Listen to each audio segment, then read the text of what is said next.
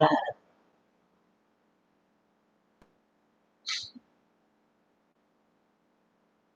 Oh, we lied. Right, sir. Hey, everybody. Now, y'all probably wondering what we're doing lying here in the bed talking right at you. Well, there's a reason for that. It's bedtime. See, some of us have to go to bed and get some beauty sleep. I know there's a lot of y'all out there thinking y'all really partying and everything. Y'all don't need none of that beauty sleep.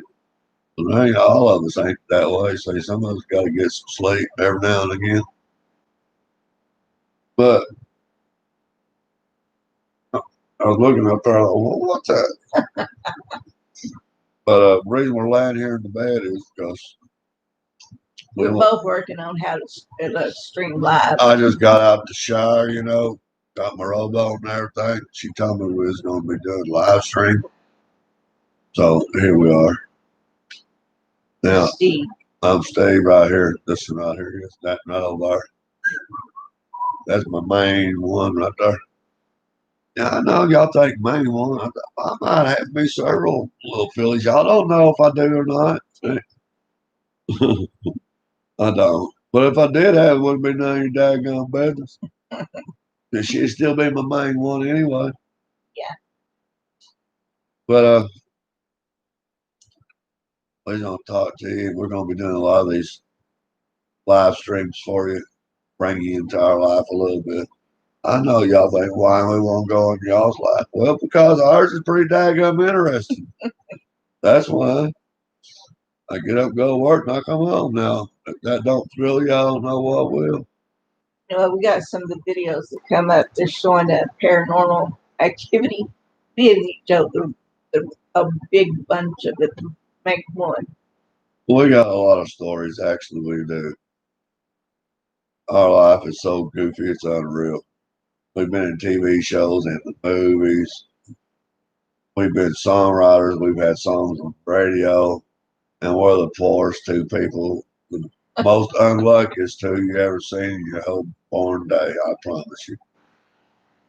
I promise. I mean, that's why I got the name Unlucky Steve. Yep. And to let my beautiful wife land right there. After she got with me, her health went down. She's on dialysis. That's one reason we're in bed. She's actually on dialysis. She might not want me to tell you that, but she is. Yeah. 10.5 hours every night. Start about 7:30. And so that's why we're in the bedroom. That's in your dadgum business. But we have a lot of videos on YouTube or Facebook. You can check us out on Facebook as well. But we've done a lot of goofy things. We really have. We got a woman. Just talked to her a little bit tonight. Writing a book on our life stories. We got a lot of stories. Tana's been doing some stories on Facebook. Some of her, these are all true stories now, the ones you will get to watch and get to listen to. And they're good stories. And I haven't really posted any stories of mine, really. But we do have a publisher, and she is writing, getting the book together of our life stories. So starting from when we were both children, and then once after we got married, the things we've done and been through. It's quite a journey. It's going to be about 3 different books, if not 4, to finish it, but they'll all be bestsellers, I promise you. Anyway, enough about that right there. I know this is on Paranormal site right now, I think. Yes. We're going to tell you something. You're not going to believe us. But it don't matter anyway. No one ever does believe a thing I say. And I only speak the truth, so help me God. There's my right hand up there. Now, we lived over here in this one house for about 6, 7, 8 years, somewhere in there. I don't know. Time slipped away. And when we moved in here, I knew there was a cemetery right beside us. Now, when I mean right beside us now, I mean the house was out secluded by itself. Only house on the block. The only house, yeah, I mean, our nearest neighbor was half mile up the road, But there was there's a big cemetery.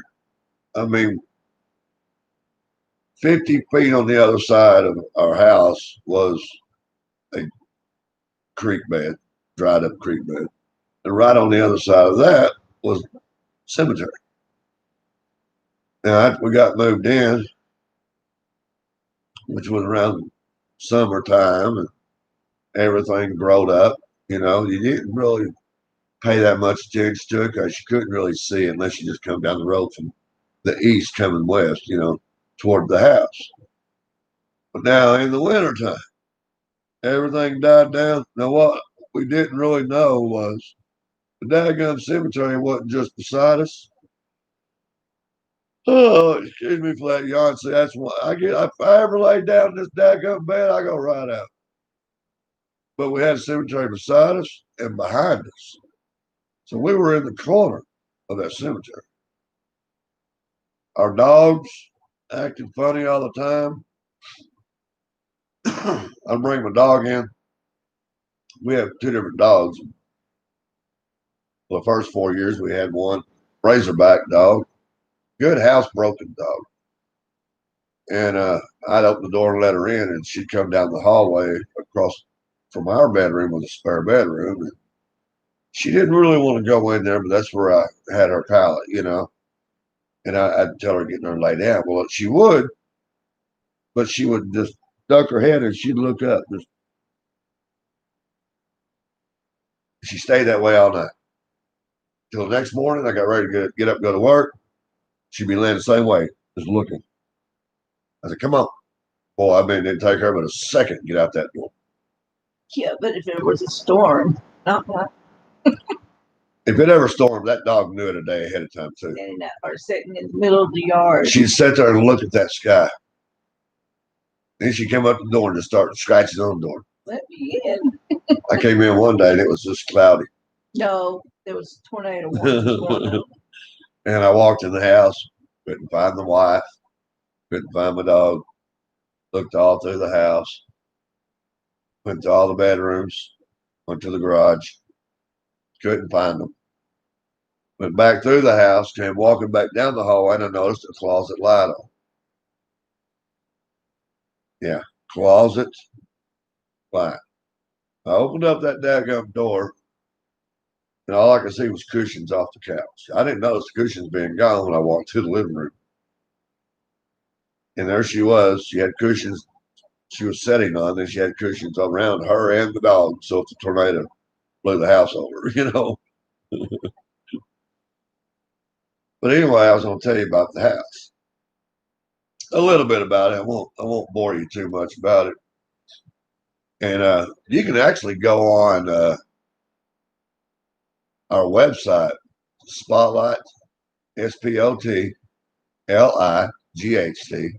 referral, REFERRAL.com.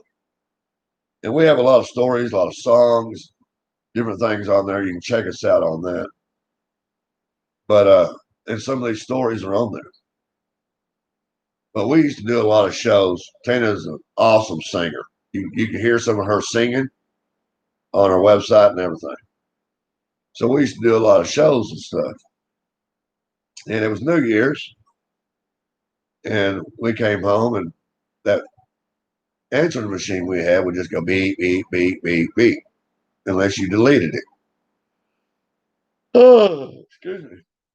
And so we came in about 3 o'clock after doing a show after New Year's. And the phone was beeping. So we go in there and we listen to it. And the first message was the youngest daughter calling saying Happy New Year. Then right behind that it said one old message. So we look at the phone calls coming in, and there was no other phone call that came in. No phone number on the phone, nothing registered for another phone call for someone to leave a message. So we just looked at each other and I said, well, just play it and see what it says. So after playing it, we thought somebody was pulling a joke on us somehow. And you can listen to it yourself and come up with your own conclusion on what you think it actually does say, because you can't really make out if it's a man or a woman's voice. It's kind of demonically sounding, really. But the best we can make out, it says, "Hey, Tina, we don't think you would mind very much if we take him on a journey with us." Now, I don't know about how you might feel about that. I know how I feel about it. I don't know who in the heck that is, where they're from. I don't want to go nowhere with them. The deal was him, not her. Him. Well, they were talking to her about taking me on a journey. Yeah. Now, I don't know who they were, but back in the day, in that time, Tina used to collaborate a whole lot with some of the guys on TV that had the paranormal shows, like Zach and the Three Brothers and the older man with his family, the paranormal collectors, different ones. So she sent that. It took her about what, 2 weeks? At least, yeah. Digging into the hard drive of the computer to try to obtain what we just listened to. But she finally did, put it in a zipper. Like I said, it took her at least 2 weeks, maybe longer, and she got it zipped to him. Well, he had called back and talked to her and told her, said, "Look, we try all of our life being paranormal investigators to get a Class A recording. And that's definitely a Class A recording." He said, "Y'all need to get out of that house." And he said that he put it on his equipment, which I'm assuming is some high dollar analysis, vocal analysis. And he said, human peaks this way. And he said, this was so far down the register down here. He said it took him a couple of weeks with all his high dollar equipment to be able to obtain and listen to it. He said he had to slow it down like over a millionth in time frame just to hear what we heard. And his not calculator is his timer, which goes back into hundreds and hundreds and hundreds of billionths of a second, never registered nothing. Stayed zero all the way, total zeros. Not even a hundredth of a millionth of a second. Nothing registered. But he heard it. We heard it in real time. He slowed it down that much to hear it, and it never registered on his equipment. He said, "I can't believe I actually got to hear something that does not exist in time. No time." Which he did tell me that there was another lady that contacted him just like weeks before I did, and she had the same thing. Someone called it was a demonic sounding guy that called her on her home. They couldn't, and she couldn't get it either. But she did like I did. What I did, I would just have the phone up to the recording and record it back and give it to him that way. But they said hers did the same thing. So and we weren't just in that house, just sitting around and putting up recorders and everything else. When we first moved in, that's not the way it happened. We were there about 8 months or so. We had wood floors throughout the house. And after about 8 months, somewhere around and about there, one of us said something to the other one about sometimes it sounds like we hear somebody walking up down the hallway or talking. Sometimes we'll be in the bedroom. It sounded like we could hear 2, 3, 4 people talking in the living room. Couldn't make out what they were saying, but you could hear them talking. And a day or two later went by, and we were going to leave about 3:30 in the afternoon to go eat. And she set her computer up. I didn't know she was doing it even. And just for the heck of it. I mean, we'd never recorded a thing before. So after we got home, she got her computer. She got to listening to it. And you can hear us walking out the front door, locking the front door. You can hear us talking outside. You hear us get in the car. You hear us shut the car door. You hear the car start. You hear the car leave. And as soon as the car got out of sound, like ran, ran, as soon as it faded out in the back part of the house, you heard a child, a baby holler, "Mama!" Just that loud. That was the first thing we captured. That scared us to death. But things just got worse from that point on. And even after we got the phone call, naturally we're setting equipment up now. We're trying to record all we can because we can't believe what we're catching, you know. And 2 or 3 days later, at night, she had it set up in the living room, and of course all the lights go out in the house, computer's black. Then all of a sudden, the old style telephone just appears on our computer screen, just cover the whole computer screen, just the handheld part, you know, where it's round here and round here. Just the old style appears on the computer, like to get my phone call, and then fades out.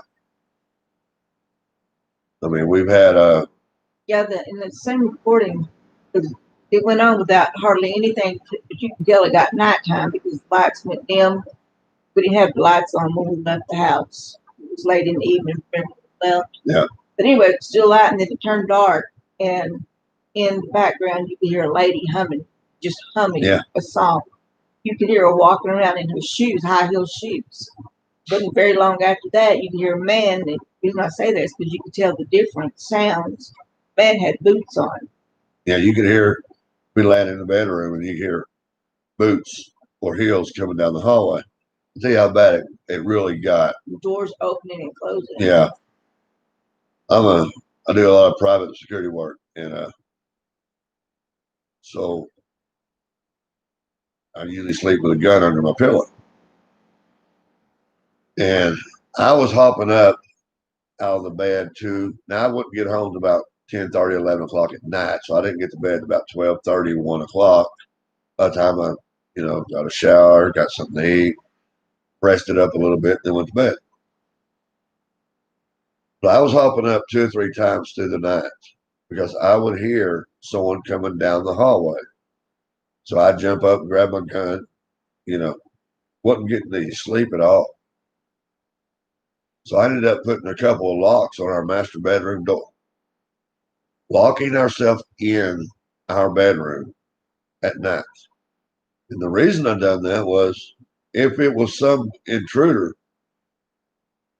they're going to have to come through that door before it's just not going to walk right in. They're going to have to kick that door in.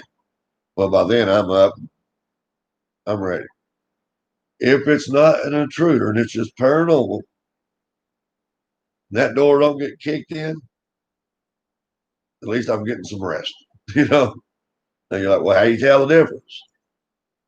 When you live through something like that for quite a while, you kind of have to put your mindset to where listen for the door getting kicked in. If the door don't get kicked in, you're good to go. That's pretty much the way it was with me. But I'll be laying in bed, and we have a California king. And before Tina started dialysis, she slept in the living room 90% of the time because she loves watching TV. And I don't like any sound at all. So she just watched TV all night and fall asleep in there most of the time. And I'd feel the bed shake, like someone getting in the bed. I'd be asleep and I'd feel the bed. I think, well, she got in bed. And I'd got to put my feet over there because that's the way I'd know, she's in bed. And I wouldn't feel her, so I'd look. Wouldn't be nobody over there. Now I know what I felt. I've been laying there, close my eyes and just about doze off. Bam! I'd hear a door slam. I'd have to hop up. I'd go in there. She'd be like, watch TV. What was that? Nothing. She plays TV very loud, so you can break in the house with her there. If she's by herself, she'll not even know it anyway. Her TV's on 30, 35, 40. I can call her. I can call her during the day. I'm lucky if she answers the phone. But she does have hearing problems. She has tubes and stuff in her ears. And eardrums are busted, so she does have a legit excuse. But anyway, I don't know how many times I felt the sheet that I'm laying on get pulled and tugged. You know, we have a lot of different stories. Oh yeah. Spookies, like the night that you seen the orbs out in the yard. Remember they're small and then they got bigger. And then first we thought it was over in the field, but maybe it was behind the car. And then next thing it came right in front of the house. And we have a camera set up so we can see outside. And you can see this orb out there moving around up and down. And Steve went out there so he could see if he's seen anything. I told him, I said, better hurry because it's coming right over there. And when she says orb, don't misunderstand what she's saying there about being a little bitty tiny dot floating around like a bug. This thing was as bright as a freaking headlight on a car. And it was about that big. It was bigger than a softball. Not quite as big as a cantaloupe, but bigger, as big as a softball or a little bigger. And you can see it on our surveillance TV. And it came up over the car and came down. And it's out here in the yard. And go back up, come back over the car, and then go back behind the car. I was watching that. I'm like, what in the world? So I opened up the front door, looked outside, and I can't see nothing out there. I mean, I could see outside, you know. We had a porch light, car just, you know, about 60 feet from the front door. I'm looking around outside, and there ain't nothing out there. I look back in there on our surveillance TV, and I could see it. And there it was. Here it comes. It came back up over the car, and it came down. It moved around. It go up, move around, and I'm watching it. I told Tina, I said, I'm going to go out there because it moved like it's going to go out in the yard. And I knew about where I saw it out in the yard, but once I get outside, you can't see it. And I told her, I said, on our camera, I could talk normal outside. She could hear me. Of course, you know, she had to yell for me to hear her. And I said, just yell at me whenever I'm getting close to where it was. And I'm walking around out there. She goes, run! Boy, it didn't take me long. And I skedaddled right on out there. I hit that door, run and slammed that door. What? She said, when you got out there by where it was at, it split into two and just came at you. Boy, you know, there's a lot of different things in that house. Yeah. A lot of different things. We're not going to stay on too long tonight because we weren't ready. You've seen where they allowed us to do some live videos. So yeah, we do a lot of singing videos. Okay. Go on our Facebook, check us out, Steve and Tina Taylor. Go on our website, spotlightreferral.com. Check us out. And we'll come back on here and do another one. I promise you, they'll get better. We won't be laying there in the bed. But one thing about it, you can tell everybody we've invited you to our bed. Y'all take care. Thanks. I only have one person. I know that, babe.